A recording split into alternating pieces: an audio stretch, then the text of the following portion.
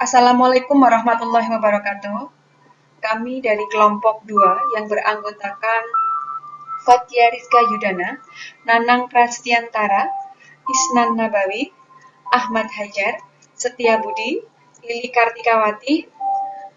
Izinkan kami akan berbagi pemahaman terkait contoh kasus entity relational diagram pada riset, di mana ini adalah untuk melengkapi tugas dari mata kuliah Database Management System yang diampu oleh Prof. Emma. Baik, izinkan saya, Lili Kartikawati, akan berbagi pemahaman terkait dengan fungsi dan konsep entity relational diagram ERD. Apa itu ERD? Suatu bentuk diagram yang menjelaskan isi dan hubungan data dalam bentuk entitas, atribut, serta hubungan antar entitas. Apa fungsi ERD? Memodelkan struktur data dan hubungan antar data, menggambarkan secara umum sistem yang akan dibuat, merancang database lebih minim kesalahan, efisien dan sesuai dengan kebutuhan, menghilangkan redundansi data. Komponen utama ERD, entitas, atribut, kerelasian. Apa itu entitas? Objek atau kejadian yang diidentifikasi dalam lingkungan pemakai disimbolkan dengan persegi panjang. Contoh entitas bisa berbentuk orang, konsep, kejadian, benda. Pada contoh ERD Research di sini, yang berbentuk orang adalah ada lecture, student. Berbentuk kejadian ada research, proposal exam, pratesis exam, tesis exam. Kemudian juga ada konsep, ya, grup, dan administrator serta user. Seperti itu. Kemudian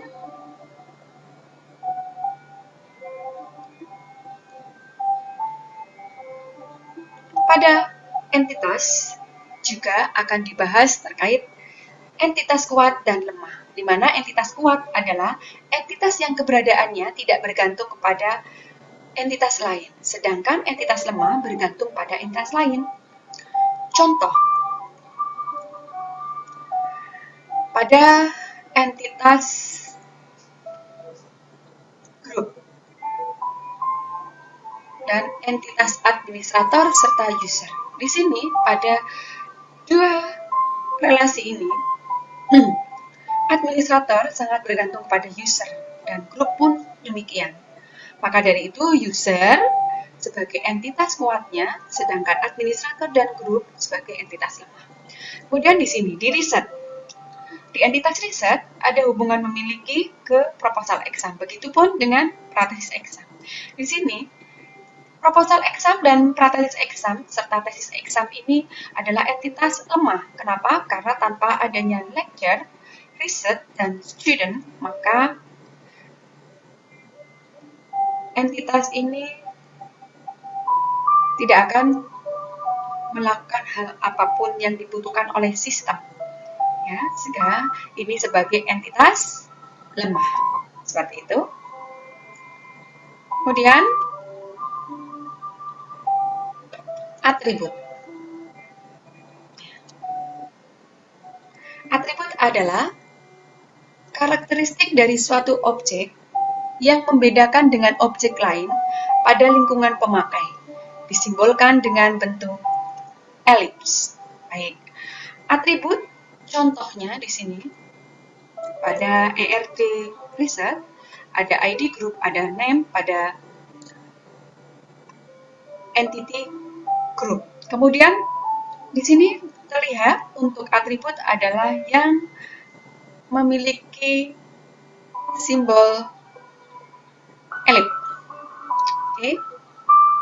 Selanjutnya,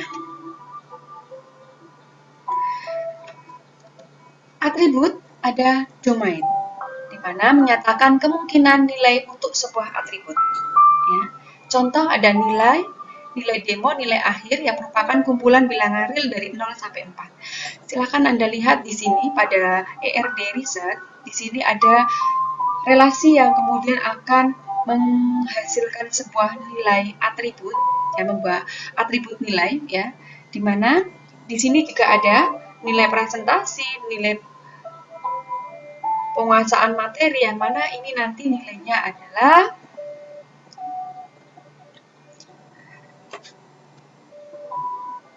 bilangan real dari 0 sampai 4. Baik, selanjutnya atribut sederhana adalah atribut yang tidak bisa dipecah menjadi bagian yang lebih kecil lagi. Contohnya, di sini ada entity user, di mana atributnya adalah username dan password serta ID user. Mungkin kalau ID user masih bisa dipecah lagi ya mungkin ya. Kemudian untuk username dan password ini sudah tidak bisa dipecah lagi. Username ya username, password ya password real seperti itu, ya. Kemudian juga di sini ada di entitas administrator. NIP itu biasanya masih bisa dipecah lagi ya nanti. Sedangkan untuk nama juga, nama depan, nama belakang seperti itu ya. Nah, sehingga di sini untuk yang tidak bisa dipecah lagi adalah email, ya, email. Nah, seperti itu. Baik, itu adalah atribut sederhana. Selanjutnya, atribut komposit. Atribut yang dapat dipecah menjadi bagian yang lebih kecil lagi. Seperti yang tadi saya utarakan, ada name, ya, NIP, address, tab. Name biasanya nama depan, nama belakang. Kemudian NIP itu kalau nomor induk pegawai biasanya ada tanggal, bulan, tahun lahir, diikuti dengan mulai menjadi pegawainya dan selanjutnya. Jadi bisa dipecah lagi. Alamat juga demikian, ada kota, kemudian padukuhan, ada kelurahan, kecamatan, dan sebagainya. Nomor telepon juga bisa dipecah lagi kan, ada kode wilayah, ya, kemudian nomornya. Selanjutnya adalah atribut nilai berganda. Atribut yang berkemungkinan memiliki nilai lebih dari satu. Ya, contoh komentar, mungkin mengomentari sesuatu itu tidak hanya dari satu sudut pandang ya, mungkin banyak, sehingga itu bisa berganda. Kemudian nomor telepon, mungkin juga punya beberapa nomor telepon, sehingga itu ada kemungkinan memiliki atribut nilai yang berganda. Gitu. Selanjutnya adalah atribut tersimpan. Atribut yang nilainya secara eksplisit tersimpan dalam tabel. Jadi, record-record yang masuk ke dalam masing-masing field, ya, itulah yang dikatakan sebagai atribut tersimpan, ya, sehingga tidak melalui proses kalkulasi. Nah, itu maka sebagai atribut tersimpan. Sedangkan atribut turunan, atribut yang nilainya dapat dikalkulasi dari nilai atribut tersimpan. Contoh seperti tadi ya, ada di misal contoh di ERD Research ini. Ini ada aturan, misal nilai demo adalah nilai rata dari nilai-nilai yang dihasilkan saat pratesis exam dan proposal exam. Nah, maka dari itu nanti nilai demo ini adalah kalkulasi dari nilai yang diberikan pada relasi menguji saat ada hubungan antara lecture dan pratesis ini. Dan proposal exam dan riset, ya, ini akan menurunkan sebuah nilai. Nah, itu yang dimaksud sebagai atribut turunan, ya. Jadi melalui proses kalkulasi. Baik, selanjutnya adalah relasi.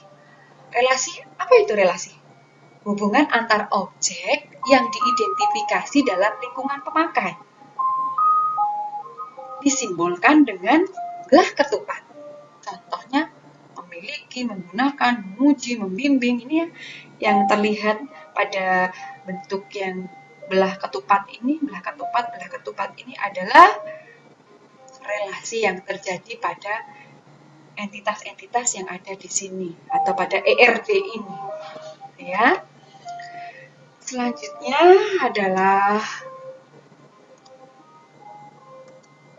ke derajat hubungan antar entitas. Ada many to many, one to many, one to one. Di mana di sini contoh one to one ada relasi memperoleh. Setiap mata kuliah hanya dapat memperoleh satu nilai. Ya, kemudian untuk many to one atau one to many ada relasi mempunyai. Banyak mahasiswa itu terkumpul menjadi satu angkatan atau satu angkatan memiliki atau mempunyai banyak mahasiswa, terdiri dari banyak mahasiswa. Kemudian untuk relasi many to many ini ada mata kuliah, ya. Mata kuliah yang banyak ini bisa diikuti oleh beberapa mahasiswa atau banyak mahasiswa. Banyak mahasiswa mengikuti banyak mata kuliah. Nah, inilah yang dikatakan sebagai many to many. Kemudian, baik dari kardinalitas ini kemudian nanti akan menelurkan beberapa atribut K, diantaranya super K, himpunan dari satu atau lebih entitas yang dapat digunakan untuk mengidentifikasikan secara unik sebuah entitas dalam entitas set. Jadi, tolong perhatikan pada mengidentifikasi secara unik sebuah entitas dalam entitas set. Entitas set itu berarti beberapa entitas, ya. Nah, ini di sini ya. Super K pada entitas grup. ID group dan name itu sudah jelas menciri khaskan entitas grup ini, ya. Kemudian di sini riset, ya, ada ID riset, ada title, ada status, ada created, ada modified, yang mana ini semua itu mencirikan entitasnya, yaitu riset. Jadi dengan kita mengetahui atribut-atributnya, kita bisa melihat dari karakteristiknya, ciri-cirinya itu, oh ya itu masuk di entitas riset, gitu. Oh ini di entitas group, oh ini di entitas lecture. Nah, itu seperti itu. Baik, selanjutnya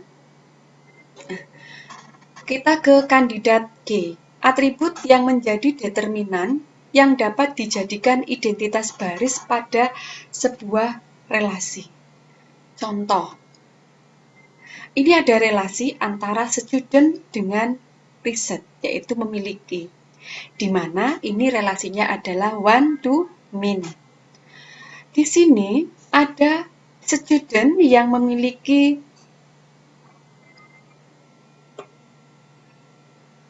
atribut kunci name, dan di sini riset ada atribut kunci ID riset. Di mana ini one to many, derajat keterhubungan yang jamak banyak ini ada pada riset yang many, maka antara name dan ID riset ini yang masuk di kandidat, ya, kandidat ini, ya, sehingga menghubungkan antara entitas student dan entitas riset. Seperti itu. Baik. Kemudian setelah kandidat G, yaitu kita masuk ke primary G. Ya, tadi primary G. Kandidat G yang dipilih untuk mengidentifikasikan baris data secara unik dalam relasi. Jadi unik dalam relasi. Nah, ini tadi sudah dibahas ya. Nah, ini unik tuh tidak mungkin ada NIM yang sama. Kalau email mungkin Bisa ya. Tapi kan mungkin satu orang itu memiliki beberapa email. Ya, kalau NIM itu mestinya satu mahasiswa hanya memiliki satu NIM. Nah, yang seperti itu, ya. Jadi eh, itu yang dikatakan sebagai unique, ya, unique primary key.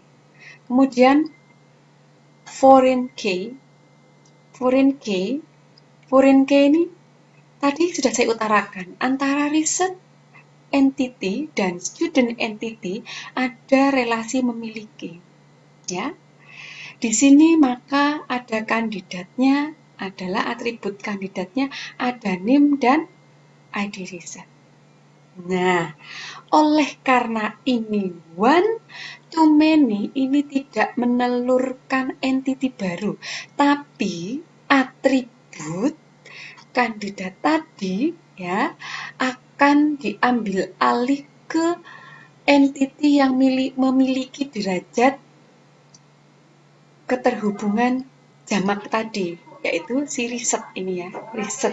Nah, sehingga nanti NIM ini yang mana pada entity student menjadi atribut kunci akan diambil atau ditambahkan di riset entity ini sebagai atribut apa? Kunci tamu. Nah, di sini sebagai atribut kunci tamu. Jadi ini tidak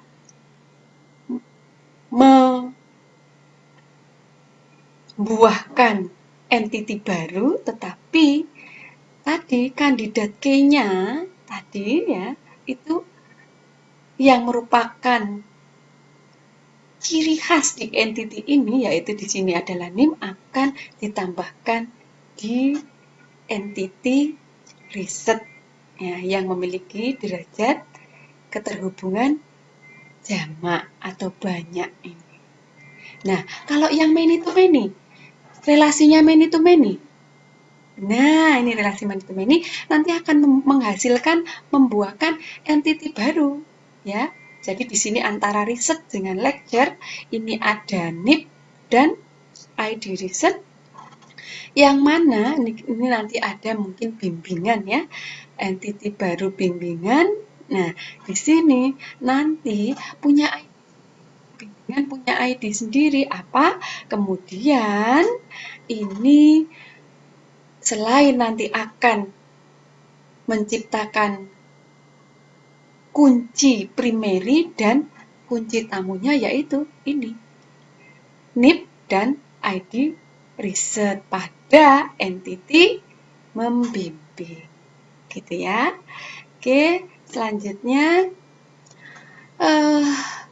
pada komposit G, kunci yang terdiri dari dua atribut atau lebih. Nah, ini tadi pada hubungan membimbing ini tadi, nanti mungkin ada entity bimbingan ya.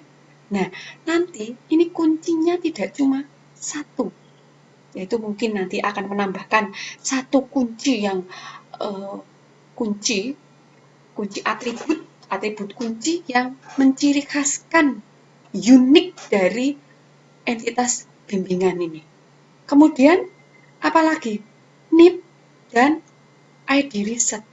Satu kesatuan itu menjadi komposit G. Jadi kunci yang terdiri dari dua atau lebih dari dua atribut. Begitu dari saya Lili Kartikawati untuk sharing berbagi pemahaman materi ERD diagram riset ini. Terima kasih. Silahkan dilanjutkan oleh. Oke, selamat pagi kawan-kawan. Saya Fadia. Saya di sini akan menjelaskan tentang optimasi ERD. Jadi sebelumnya sudah dijelaskan oleh Mbak Lili tentang konsep dan fungsi dari ERD tadi gitu kan. Nah, sekarang saya akan menjelaskan tentang optimasi ERD. Nah, apa itu optimasi ERD? Nah, jadi optimasi ERD itu adalah upayanya kita agar IRT yang kita rancang itu bisa menjadi lebih baik dan optimal. Nah, tujuannya apa sih kita lakukan optimasi IRT? Nah, tujuannya itu agar database kita itu bisa lebih efisien dan fleksibel. Nah, efisien itu apa gitu kan? Nah, efisien di sini itu adalah data kita itu bisa memiliki size yang sekecil-kecilnya. Agar apa? Agar ringan dan mudah diakses. Nah, fleksibel di sini artinya apa? Nah, fleksibel itu artinya ketika suatu saat terjadi perubahan, itu kita fleksibel, mudah untuk melakukan update. Nah, inilah dua tujuan utamanya apa yang harus kita lihat ketika database kita itu agar optimal. Nah, pertama untuk masalah efisiensi tadi. Nah, apa sih yang kita lakuin agar ERT kita itu efisien? Nah, sebenarnya ada banyak cara, tapi saya di sini ada dua hal yang saya lakukan. Pertama adalah kita harus menambahkan entitas lemah. Lalu setelah itu kita menambahkan kunci alternatif. Nah, saya ambil contoh di sini. Nah, di sini saya mempunyai tabel student yang berrelasi ke tabel researcher. Nah, tabel student ini dia mempunyai banyak sekali entitas gitu kan. Ada name, telepon, address, lalu name, email, asal sekolah, alamat asal sekolah, dan kode sekolah. Nah, tabel ini masih belum optimal. Kenapa? Karena ada beberapa entitas itu yang sebenarnya bisa disederhanakan. Misalnya alamat, alamat asal sekolah, dan kode pos. Jika ini tetap ada, nanti setiap kita masukkan input data, datanya jadi jadi akan terus kita input lagi dan ini akan rentan dengan salah ketik. Itulah kenapa lebih baik ini kita buat tabel baru. Tabel apa namanya? Nah, kita buat yang namanya tabel misalnya kita buat ini namanya tabel asal sekolah. Jadi tabel sekolah saja biar mudah. Tabel sekolah. Nah, tabel sekolah ini berisi apa? Tabel sekolah ini berisi asal sekolah, lalu alamat sekolah, dan kode pos sekolah. Ini saya hubungkan dulu. Oke. Nah, lalu agar memudahkan kita saat berrelasi, kita buat satu entitas baru, yaitu apa? Kita buat yang namanya adalah, saya copy aja di sini, namanya ID sekolah. Oke, siap. Nah, ini biar mudah, saya buat non dulu.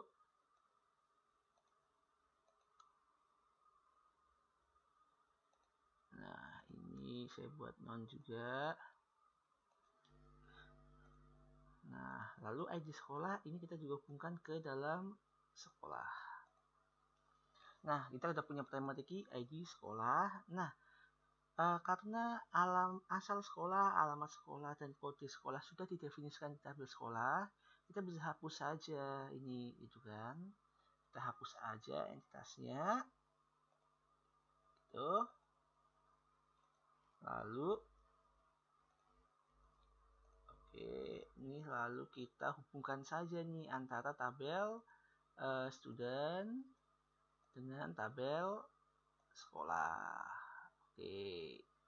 Lalu ID sekolah ini akan kita jadikan foreign key di tabel sekolah.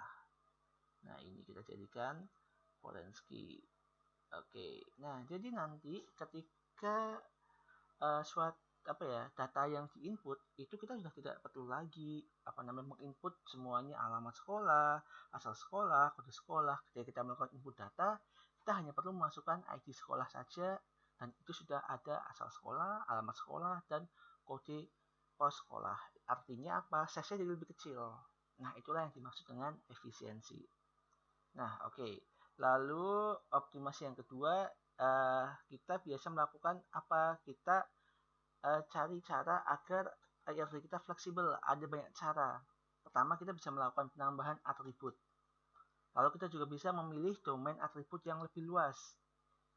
Atau juga kita bisa lakukan generalisasi dan mengubah struktur yang tadinya berbasis kolom menjadi baris.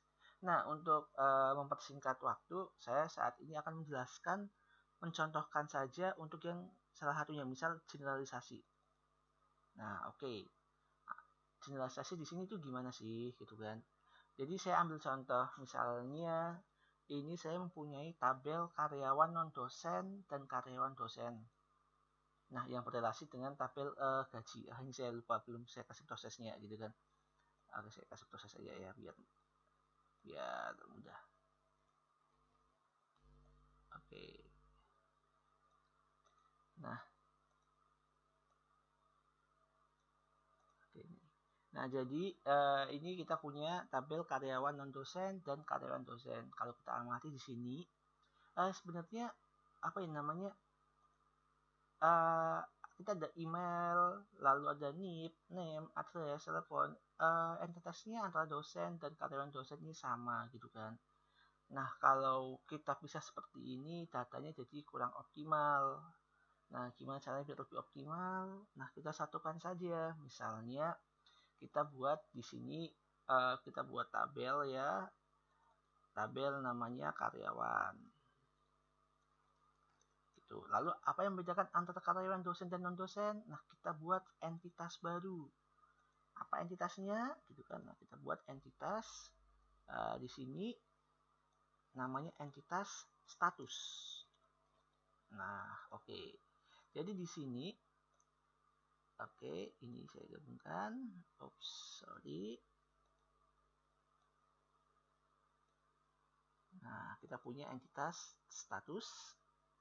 Nah, entitas status ini nanti ada opsinya. Opsinya apakah statusnya itu karyawan yang sifatnya dosen dan karyawan non-dosen. Nah, lalu tabel yang tadi karyawan non-dosen ini bisa kita hapus. Oke, kita hapus aja. Nah, jadi akan lebih mudah nantinya. Nah, ini adalah agar apa? Agar fleksibel. Caranya adalah generalisasi. Nah, selain dua cara ini yang tujuannya tadi untuk efisiensi dan untuk optimasi untuk fleksibilitas IRT, kita juga bisa melakukan yang ini, relasi many to many. Nah, relasi many to many ini adalah jadi ketika ada dua tabel yang relasinya itu many to many, itu akan menghasilkan tabel baru di dalamnya yang berisi foreign key dari tabel-tabel yang dihubungkannya. Nah, misalnya di sini saya punya ini misalnya saya punya relasi researcher sama lecture. Nah, di sini researcher sama lecture ini sifatnya many to many. Oke, jadi banyak researchers itu bisa membimbing di banyak penelitian itu bisa dibimbing oleh banyak dosen.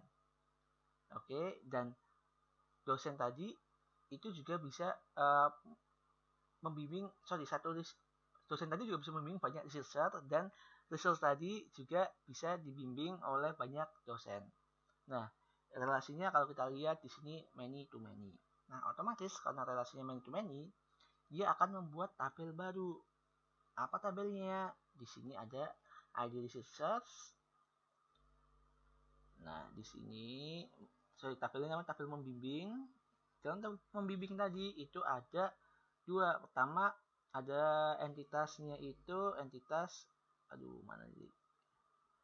Tabel researcher entitasnya. Oke, dan satu lagi tabel ini saya belum copy paste. Oke, dan kita punya namanya tabel NIP.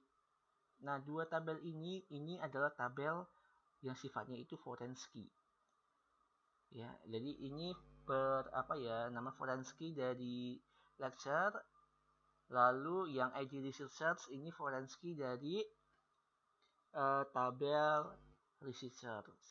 Nah, ini gitu kan. Jadi pokoknya kalau ada yang cuma ini, itu artinya dia akan membuat tabel baru. Nah, nanti dengan semua yang ada tadi, kita bisa lakukan optimasi terhadap tabel apapun yang kita buat. Nah, setelah selesai kita optimasi tabel tadi, kita akan transformasi ke dalam tabel. ERT tadi, ketika misalnya sudah optimal, itu kita akan melakukan transformasi ke dalam bentuk tabel. Nah, untuk masalah transformasi ini, selanjutnya saya akan serahkan kepada partner saya, Mas Nanang, untuk menyampaikan tentang transformasi tabel. Oke, terima kasih. Itu aja dari saya. Assalamualaikum warahmatullahi wabarakatuh.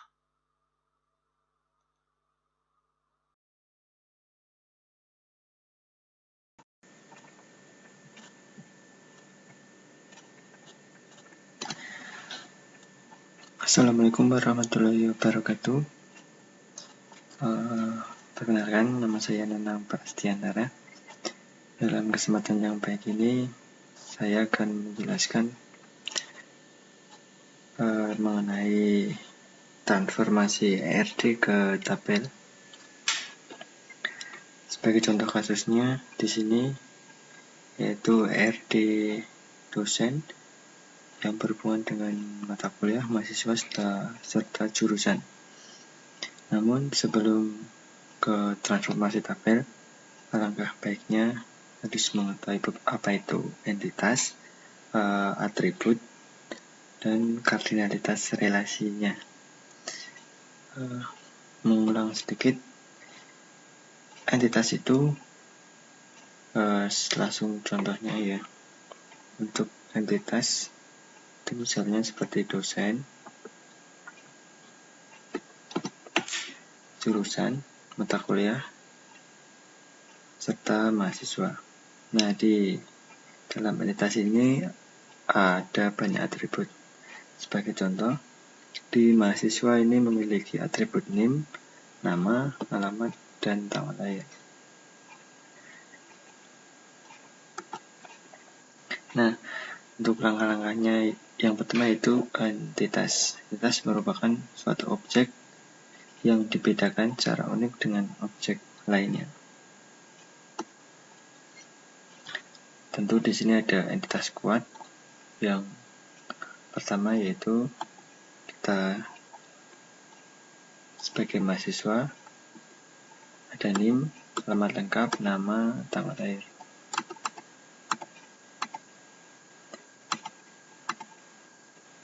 Dan di dalam transformasi tabel, semua entitas itu menjadi nama tabel dan atribut itu menjadi nama kolom.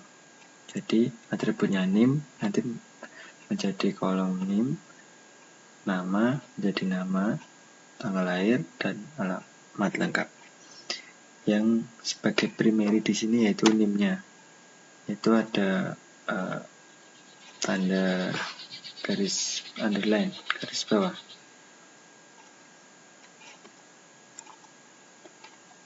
Yang selanjutnya yaitu entitas komposit. Entitas komposit dari entitas mahasiswa ini terdapat dalam alamat lengkap, atau bisa disebut alamat lengkap ini bisa dipecah kembali. Ada kota, ada provinsi, ada kode pos, ada jalan, seperti itu. Ada kecamatan. Ini bagian dari entitas komposit yang masuk dalam alamat lengkap. Dan nantinya ketika ditransformasikan ke tabel, yang kode pos, kota, provinsi, kecamatan ini langsung masuk ke kolom. Jadi tidak ada alamat lengkapnya lagi. Jadi tabelnya menjadi seperti ini, yaitu NIM, nama, tanggal lahir, langsung kota, provinsi, kecamatan, kode pos. Lanjut. Untuk selanjutnya yaitu entitas dosen. Di dosen cuma ada NIP, alamat lengkap, nama, tanggal lahir.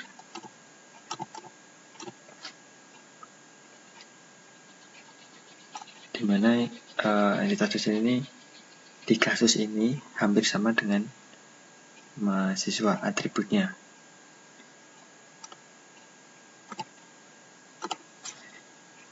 Jadi tabelnya hampir mirip, yang membedakan hanya primary key-nya yaitu NIP-nya. Itu. Selanjutnya di mata kuliah ada kode mata kuliah, nama mata kuliah,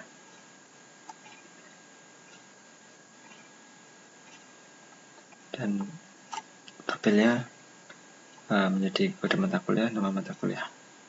Ini maksudnya tabel mata kuliah, bukan tabel mahasiswa. Selanjutnya hasilnya seperti ini. Ada beberapa tabel, yaitu tabel dosen, tabel jurusan, tabel mata kuliah, tabel mahasiswa, di mana semua entitas dijadikan tabel dan semua atribut dimasukkan ke dalam entitas tersebut.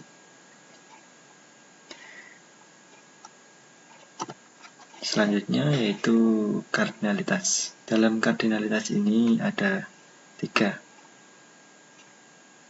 One to one, many to many, one to many. One to one, hubungan 1 ke 1 sebagai contoh, dosen mengepalai satu jurusan. Seperti ini contoh ERD-nya, dosen mengepalai satu jurusan.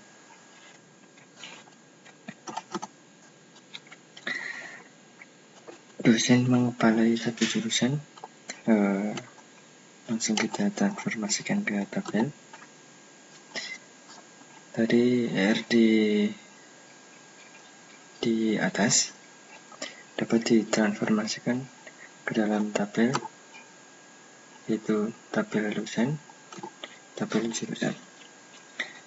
Dalam tabel dosen terdapat foreign key, di mana foreign key ini merupakan primary key dari tabel jurusan.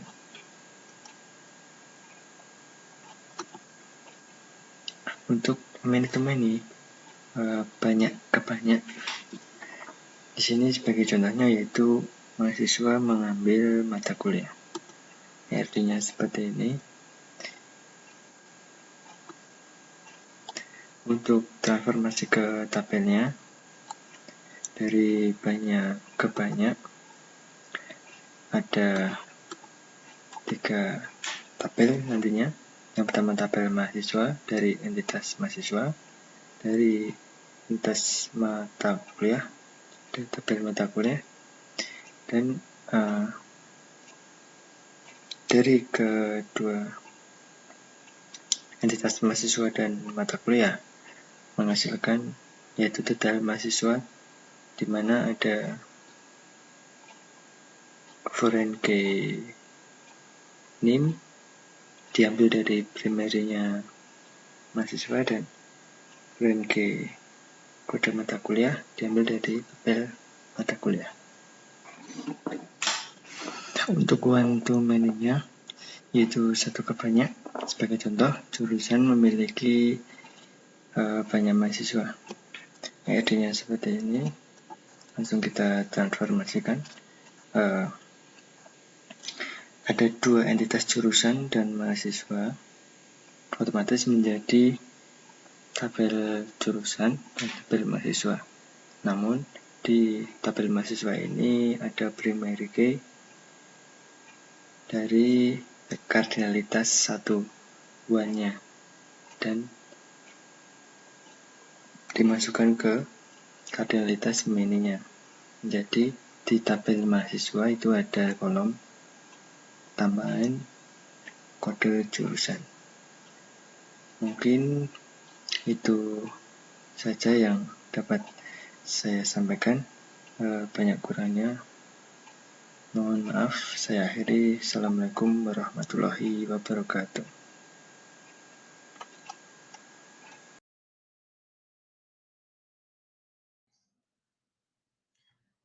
Saya Isnan dari kelompok 3 akan mempresentasikan tentang optimasi IRD yang sudah kelompok kami lakukan.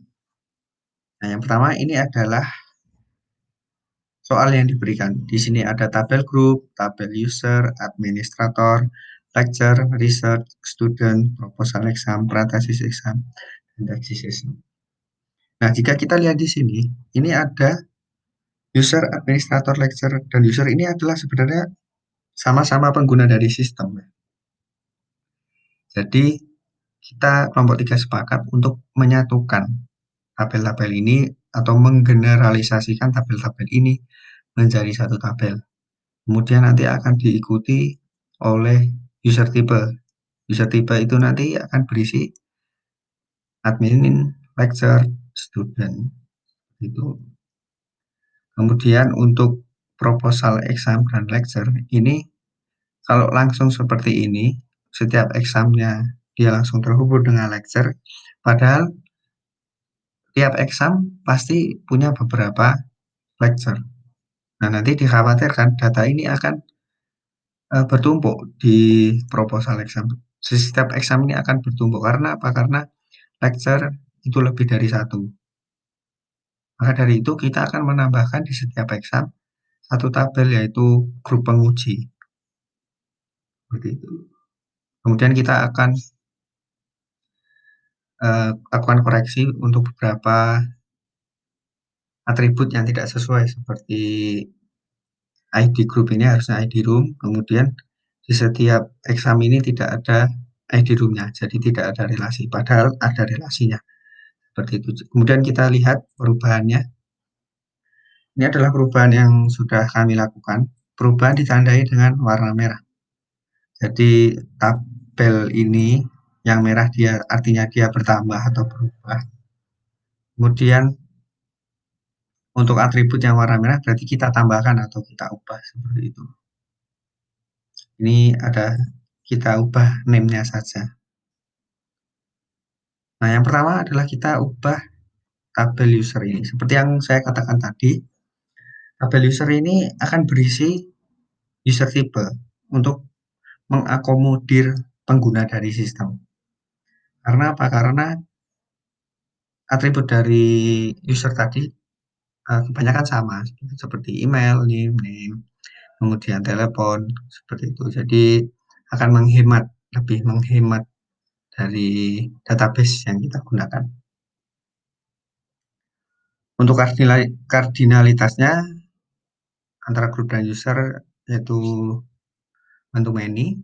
Untuk user type-nya, user type itu many to one. Kemudian seperti yang saya katakan tadi, kami akan menambahkan tabel penguji di setiap exam. Jadi misalkan salah satu ini proposal exam, kita punya grup pengujinya. Nah, grup penguji ini mempunyai foreign key, itu ID proposal dan penguji ID penguji. Untuk foreign key akan kita jelaskan di tab selanjutnya. Ini hanya akan memperlihatkan penambahan perubahan apa saja yang kita lakukan.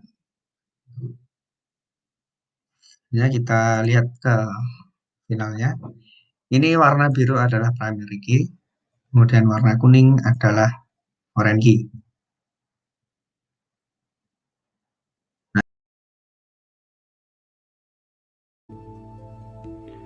Assalamualaikum. Di sini saya berkesempatan untuk menerangkan tentang tipe-tipe field atau kolom. Ada beberapa tipe-tipe field atau kolom pada MySQL seperti numeric, string, datetime, date atau time, dan kelompok himpunan set dan enum, di mana masing-masing tipe data ini memiliki besaran atau ukuran sebuah tipe data field atau kolom pada MySQL. pertama, tipe data numerik. Tipe data numerik digunakan untuk menyimpan data numerik atau angka. Ciri utama tipe data numerik adalah suatu data yang memungkinkan untuk digunakan sebagai operasi matematika seperti pertambahan, pengurangan, pembagian, dan perkalian. Untuk nama field numerik tersendiri yaitu ada tiny in digunakan untuk menyimpan data pilihan bulat positif dan negatif. Small in digunakan untuk menyimpan data pilihan bulat positif. Medium in digunakan untuk menyimpan data pilihan bulat positif dan negatif. In tersendiri digunakan untuk menyimpan data pilihan bulat positif dan negatif.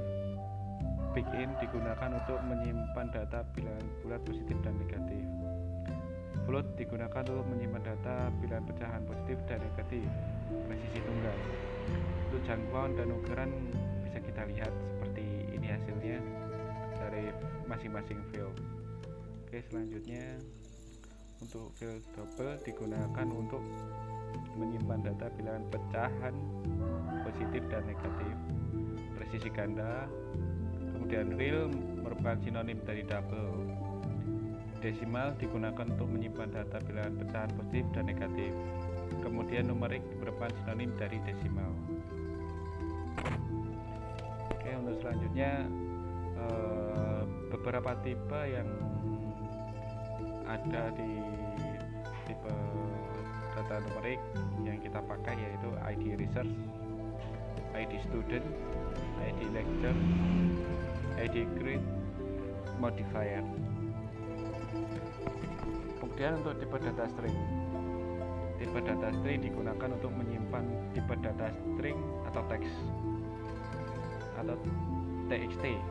Biasanya tipe data ini digunakan untuk menyimpan berbagai informasi berupa teks singkat atau isi suatu artikel dan lain-lain. Untuk nama field yaitu char digunakan untuk menyimpan data string ukuran tetap, jangkauannya 0 sampai 250 karakter. Kemudian untuk varchar digunakan untuk menyimpan data string ukuran dinamis. Tiny text digunakan untuk menyimpan data teks. Untuk TXT sendiri digunakan untuk menyimpan data teks. Medium text digunakan untuk menyimpan data teks. Long text digunakan untuk menyimpan data teks. Untuk jangkauannya seperti sini. Untuk dari tugas yang kami kerjakan ada password, email, NIP, name, telepon yang menggunakan varchar. Untuk yang selanjutnya yaitu tipe date and time. Seperti namanya, tipe data date dan time ini biasanya untuk menampung data tanggal dan waktu. Ada beberapa tipe data date dan time yaitu sebagai berikut ini. Date digunakan untuk menyimpan data tanggal. Untuk jangkauan dan ukurannya sekian. Untuk time digunakan untuk menyimpan data waktu. Jangkauannya seperti ini.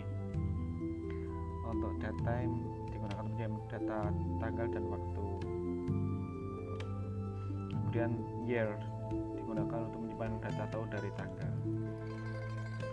Untuk dari kami ada time, komentar, yang kemudian graded. Yang kemudian tipe data blob atau biner. Tipe data blob dapat menyimpan data biner, biasanya digunakan untuk menampung kode-kode biner atau objek dari suatu field. Nama fieldnya ada bit, digunakan untuk menyimpan data biner. Tiny loop digunakan untuk menyimpan data biner juga. Blob digunakan untuk menyimpan data biner juga. Medium blob digunakan untuk menyimpan data biner. Low blob digunakan untuk menyimpan data biner. Untuk jangkauannya hanya berbeda tiap field. Untuk yang selanjutnya yaitu tipe data lainnya. Selain tipe data di atas, MySQL memiliki tipe data yang lainnya yang mungkin tipe data ini akan terus bertambah seiring perkembangannya. Yaitu nama enum, penggunaan itu enumerasi, yaitu kumpulan data. Dari dari jangkauannya pun cukup luas sampai dengan 65.535 string. Kemudian field set yaitu combination, itu himpunan data sampai dengan 255 string anggota.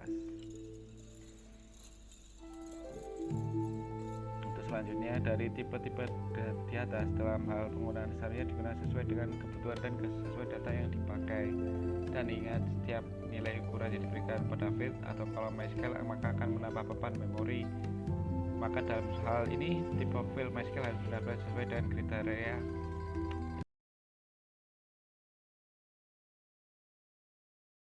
Setelah kita melakukan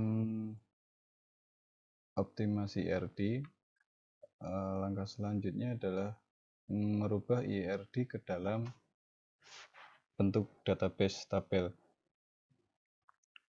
Nah, untuk merubah ke dalam bentuk tabel, kita melihat entitas-entitas yang ada di IRD kita. Misal ini kita mempunyai entitas user dengan atribut address, ID user, dan sebagainya. Nah, entitas ini nanti kita ubah ke dalam bentuk tabel dengan atribut-atributnya menjadi field di tabel tersebut. Misal ini user. Nah, di sini saya menggunakan PHP MyAdmin untuk meng-create tabel.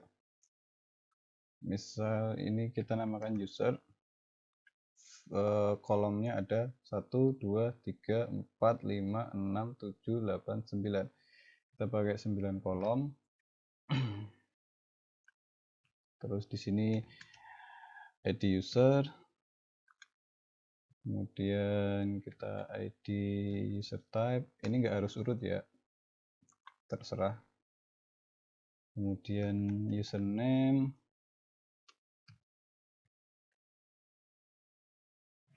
kemudian password, kemudian email,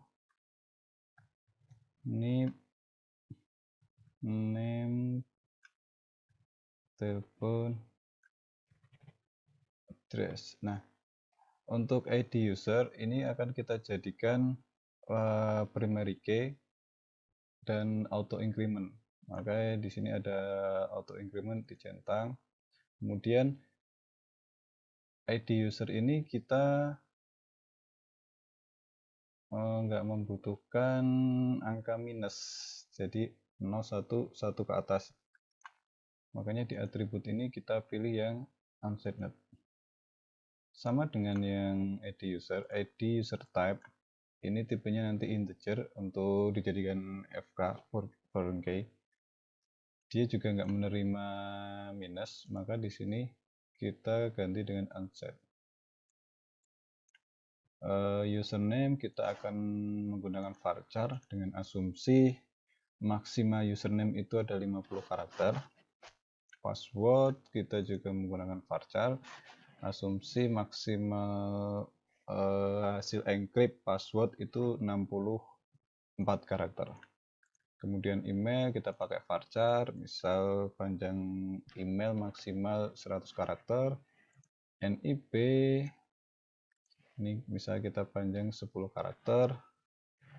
Name ini juga varchar, misal panjang nama maksimal 100 karakter.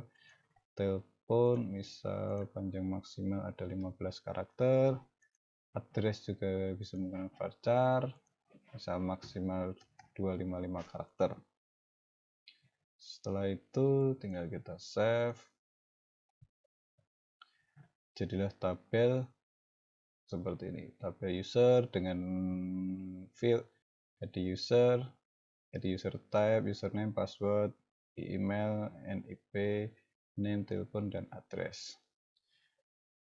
Nah, kita bisa melanjutkan pembuatan tabel sesuai dengan atribut sesuai dengan entitas-entitas yang sudah ada di IRD kita. Misal entitas grup, nanti kita bikin tabel grup.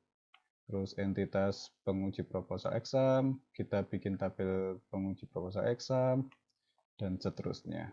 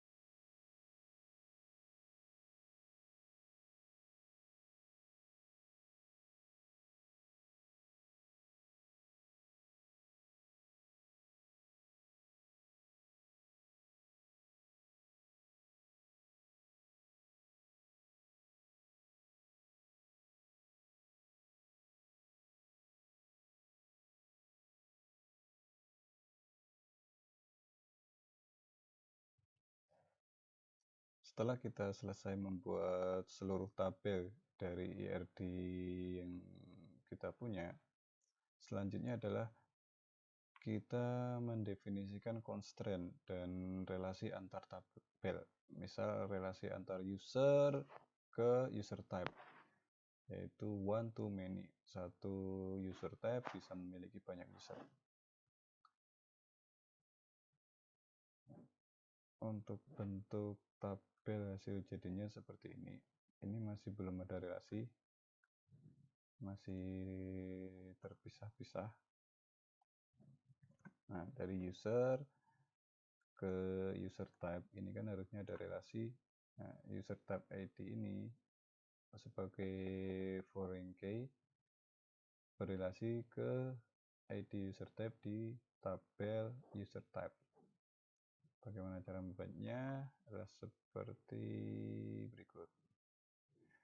Kembali ke structure, terus ke tabel user. Di sini ada relation view. Kita beri nama misal FK user type. On delete kita kasih restrict. Jadi ketika user type dihapus, itu nggak akan bisa karena jika masih dipakai di tabel user. Jadi ketika mau menghapus data user type, itu harus dipastikan bahwa user type tersebut tidak dipakai di tabel user agar bisa dihapus. Nah, on update kita kasih no action aja. Kolomnya kolom FK yang mau kita pakai yaitu ID user type. Database-nya ini tugas DPMS, terus relasi ke tabel user type, kolom ID user type. Ya, save. Nah, ini query-nya kalau mau menjalankan manual. Kita lihat lagi di designer, sudah ada relasinya. Ini user dengan user type. Bisa dilihat ini one to many, satu user types memiliki banyak user.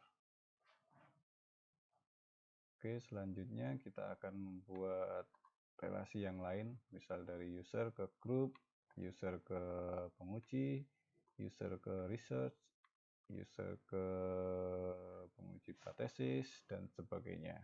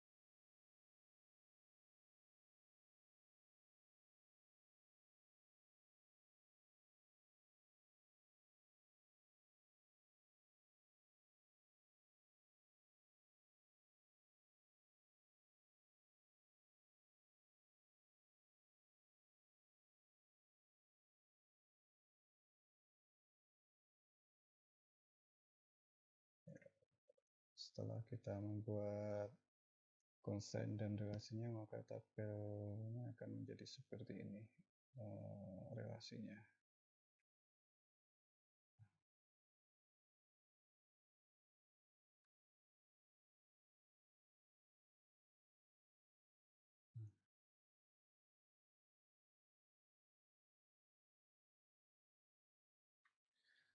Setelah kita membuat constraint dan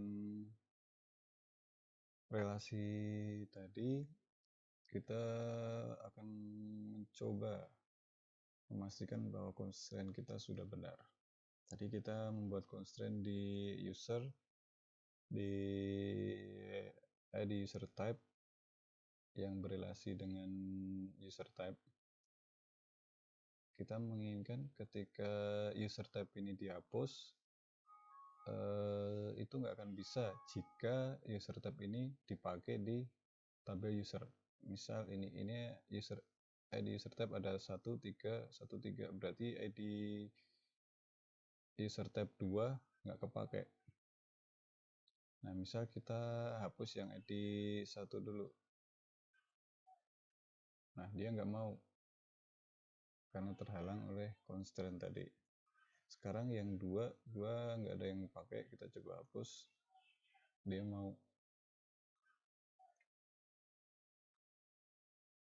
Nah, kemudian kita akan mencoba query yang agak kompleks. Bisa dilihat ini kita akan fokus di sini penguji pratesis exam. Jadi pratesis itu diuji oleh beberapa dosen, kemudian masing-masing dosen mempunyai nilai sendiri-sendiri dan komentar sendiri-sendiri. Nah, dari sini kita men-select siapa sih dosen yang berkomentar, yang memberi nilai, siapa sih dosen pengujinya, apa sih risetnya, kemudian siapa mahasiswanya, siapa pembimbing dari mahasiswa tersebut. Nah, di sini saya sudah mempersiapkan sebuah query yang lumayan agak kompleks. Jadi ketika query ini dijalankan, hasilnya adalah seperti ini. Jadi ada jurus ada 2, optimasi IRD sama transformasi IRD diuji oleh yang optimalisasi IRD diuji oleh Prof. Joko sama Prof. Sekar. Optimasi IRD ini punya mahasiswa Ahmad Hajar, pembimbingnya Joko. Sedangkan transformasi miliknya Budi dibimbing oleh Pak Joko juga, cuma yang nguji cuma Prof. Sekar aja. Query-nya seperti ini. Misal ini mau dikasih hanya yang diuji oleh misal Prof. Joko, where user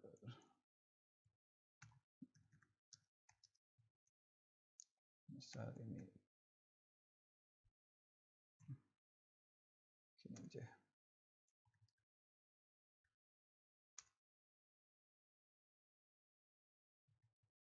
Nah, jadi kita hanya men-select siapa yang penguji Prof. Joko, dia menguji research apa aja. Nah, dia cuma menguji satu aja, optimalisasi IRD dengan komentar oke, yang terus nilainya 100. Bisa kita ubah di sini tadi dengan Sekar. Nah, Prof. Sekar dia menguji 2, yaitu optimalisasi IRD dan transformasi IRD dengan komentar ini oke sudah bagus, dan yang satunya oke cukup, nilainya ini. Dan 2 kedua judul research ini pembimbingnya sama, yaitu Prof. Joko. Nah, mungkin seperti itu yang bisa saya sampaikan. Terima kasih. Data yang ingin dimasukkan.